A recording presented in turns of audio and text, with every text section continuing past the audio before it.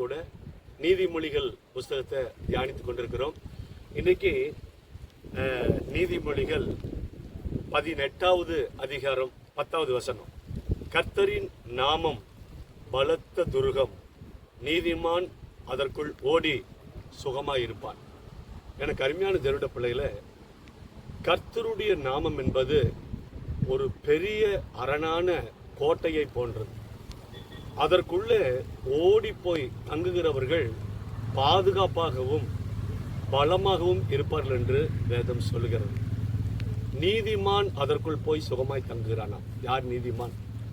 நல்லவர்கள் என்று சொல்லப்பட்டிருக்கிறது. எல்லாரும் நல்லவர்களாக முடியாது. இயேசு கிறிஸ்துவுடைய இரத்தத்தினாலே கழுவப்பட்டு யாரெல்லாம் பரிசுத்த வாழ்க்கை வாழ்கிறார்களோ அவர்களை வேதம் நல்லவர்கள் என்று சொல்லப்பட்டிருக்கிறது. எப்பேற்பட்ட பிரச்சனைகள், வியாதிகள், வறுமைகள், கடன் தொல்லைகள், பயங்கர போராட்ட எதிர்ப்புகள் வந்தாலும் அந்த இயேசு என்கிற ஒரு நாமம் உனக்கு அரணான கோட்டை, பலனான கோட்டை. ஆகவே பரிசுத்தவான்கள், நல்லவர்கள் இந்த இயேசுவுக்குள்ளே போய் அவருடைய நாமத்தினாலே பாதுகாப்பாக இருப்பார் என்று வேதம் சொல்கிறது. இந்த பலத்த கோட்டைக்குள்ளே எத்தனை பேர் வர ஆசைப்படுகிறீர்கள்? எவ்வளோ பிரச்சனையாக இருந்தாலும் பயப்படாதீங்க. கர்த்தருடைய நாமம் அது உங்களுக்கு பாதுகாப்பான அரணான கோட்டை. அதில் ஏராளமான பாதுகாப்பும் ஆசீர்வாதங்களும் உண்டு. ஓடி வந்து தஞ்சம் பெறுங்கள். கர்த்தர் உங்களை ஆசீர்வதிப்பார். God bless you.